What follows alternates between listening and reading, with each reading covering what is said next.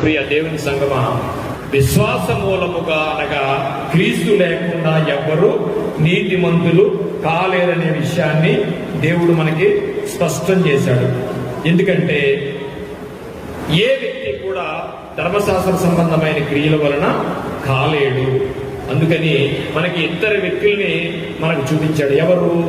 కొన్నేలి నీతి కార్యాలు చేస్తున్నాడు, కానీ అక్కడ ఏం జరిగింది? నీతి కార్యాలు చేసినంత మాత్రం కాదు కాబట్టి దేవుడే పేతుర్ని పంపించి అతనికి బాప్తిసం ఇప్పించాడు. 10 ఆజ్ఞలు నేను పాటిస్తున్నాను అన్నప్పుడు 10 ఆజ్ఞలు పాటించినా కుదరదు, నీవు నన్ను వెంబడించు అన్నాడు. దీన్ని బట్టి మనకి ఏమర్థమవుతుందంటే ఖచ్చితంగా మీకు ఇంకొక మంచి విషయాన్ని చూపిస్తాను. 49వ అధ్యాయం ఆదికాండం 1వ వచనం. ఏమండి, యాకోబట తన కుమారులందరినీ పిలిపించి ఏం చెప్తున్నాడు చూడండి ఒకసారి. యాకోబు తన కుమారులందరినీ పిలిపించి ఇట్లా నేను మీరు కూడా రండి. ఏమంటే ఏం చెప్తున్నాడు తెలుసండి? రాబో క్రీస్తు గురించి ఆదికాండంలోనే తన పిల్లలకు యాకోబు చెప్తున్నాడంటే, ఇప్పుడు యాకోబు నీతిమంతుడు అవ్వడానికి కారణం ఏంటండి? ఏబేలు మొదలుకుని జకర్యా వరకు అనేక మంది భక్తులు నీతిమంతులుగా తీర్చబడ్డారు. ధర్మశాస్త్రం లేనప్పుడు, ధర్మశాస్త్రం వచ్చినప్పుడు నీతిమంతులుగా ఎందుకు తీర్చబడ్డారంటే, దేవుడు అప్పుడే వారికి క్రీస్తుని పరిచయం చేశాడు. ఆదికాండం 3వ అధ్యాయం 15వ వచనంలో. ఆదికాండం 3వ అధ్యాయం 15వ వచనం చదువుకున్నావు, నీకును స్త్రీకిని అని అక్కడే దేవుడు భక్తులందరికీ పరిచయం చేసి, అందులో ఏం జరిగింది? ఒక భయంకరమైన యుద్ధం జరిగింది. ఆ యుద్ధంలో ఏం జరిగిందంటే, నీకును స్త్రీకిని నీ సంతానమునకును వైరము కలగజేసిన. ఆ వాక్యం చదవండి. మరియు నీకును స్త్రీకిని నీ సంతానమునకును వైరము కలగజేసేదను. ఇది జాగ్రత్తగా చూడండి. అది నిన్ను తల మీద కొట్టును, నీవు దాన్ని మడి మీద కొట్టదు. చూడండి, వెంటనే ఏం జరిగిందండి? ఇక్కడ 2 డెత్తులు జరిగాయండి. జరుగును. అది నిన్ను తల మీద కొట్టును, నీవు దాన్ని మడి మీద కొట్టెదవు. ఆయన చాలండి. ఇక్కడ ఏం జరిగింది? ఎప్పుడైతే యేసు ప్రభు వారు వైరము కలగజేసిన తర్వాత ఏంటి ఆ వైరం అంటే, అది తల మీద కొడతదంట, ఇది మడి మీద వేస్తుందంట. ఇద్దరు చచ్చిపోతారు అక్కడ. 2 డెత్స్. ఈ ఆదికాండంలో ఉన్న ప్రవచనాన్ని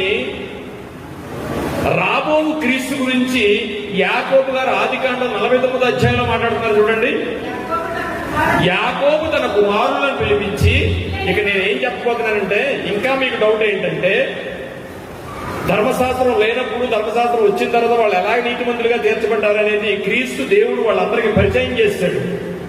ఆ పరిచయం చేసిన ఆదికాండంలోనే 49వ అధ్యాయంలో తన పిల్లలను పిలిపించి యాకోబు గారు చెప్తున్న మాట ఇది. అంచెదినములలో మీకు సంభవించబోవు సంగతులను నేను మీకు తెలియజేసేదను. యాకోబు కుమారులారా, నా కుమారులారా, కూడి వచ్చి ఆలకించుడి, వినుడి. 10వ వచనం చూడమ్మా. చూడండి, ఆయనకి శిలోహ్ అంటే శిలోహు వచ్చే వరకు 10వ వచనం. శిలోహు వచ్చే వరకు యూదా యొద్ద నుండి రాజదండము తొలగదు, దండము తొలగదు. శిలోహ్ అనగా సమాధానకర్త. ఇప్పుడు చెప్పండి, యాకోబు గారికి యేసు ప్రభు వస్తుందని తెలిసిందా లేదా? నమ్మాడా లేదా? నమ్మి ఎవరికి చెప్తున్నాడు? తన కుమారులందరికీ చెప్తున్నాడు. తన కుమారులు వాళ్ళందరికీ చెప్పారా లేదా? ఎంత మందికి క్రీస్తు వస్తాడని తెలిసిందో. ఇప్పుడు నీతిమంతుడు లేడు, ఒక్కడు లేడంటే ఎంతో మంది భక్తులు మనం చూసాం. అంటే ఈ భూమి మీద పౌలు గారు 3వ అధ్యాయంలో మాట్లాడేటప్పుడు నీతిమంతులు ఎవరు లేరని కాదండి.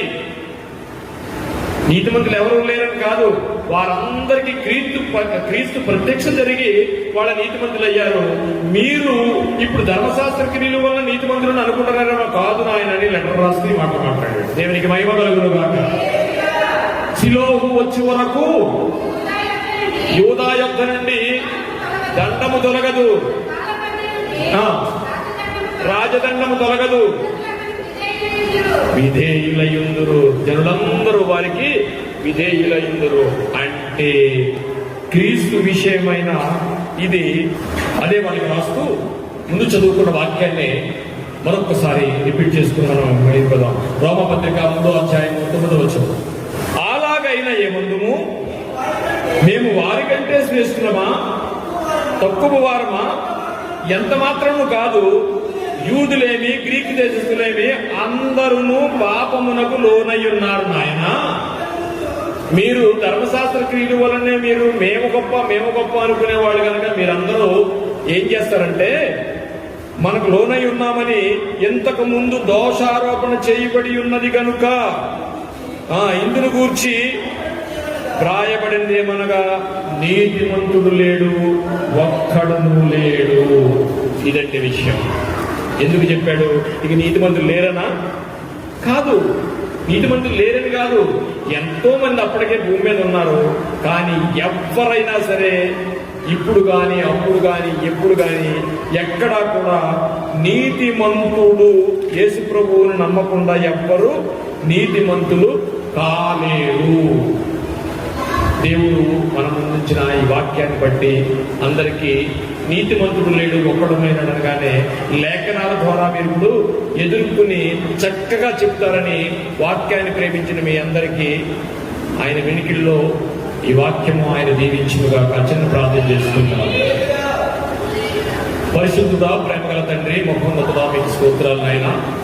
ఇదిగో నాయన, గతించిన 2 వారాలలో మీరు మీ కృపలో భద్రపరిచి నీతిమంతుడు లేడు, ఒక్కడును లేడనే లేఖన సత్యాన్ని మా ముందుంచి మీ పిల్లలకు వాక్యాన్ని ప్రేమిస్తున్న పిల్లలందరూ తెలియజేసేందుకు మీకు కృతజ్ఞతాస్తుతులు చెల్లిస్తూ నాయన ఈ 3వ భాగంలో కూడా మీరు తోడుగా ఉండి నడిపించినందుకు మాకున్న యావచ్చింతను మీ పాదాలను మీ చిత్తానికి అప్పగించుకుంటూ నాయన పిల్లలు విన్న వాక్యాన్ని నాయన వారు నెమరు వేసుకుంటూ మరొకసారి ధ్యానం చేసుకుంటూ ఇదిగో నాయన ప్రయాసంలో ఉన్న విశ్వాసుల కంటే పిల్లలు చక్కటి ఆయన వాక్యాన్ని ప్రేమిస్తున్నందుకు వారికి చక్కటి జ్ఞానాన్ని దయచేసి ఇంకనూ వాక్యంలో ఎదగడానికి మీరు కృప చూపమని మాకున్న యావచ్చింతను మీ పాదాలను మీ చిత్తానికి అప్పగించుకుంటూ ఈ చిన్న ప్రార్థన యేసు వారి ప్రశస్తమైన నామంలో మిక్కిలి వినయంతో బ్రతిమలాడి వేడుకొచ్చున్నాము తండ్రి, ఆమేన్.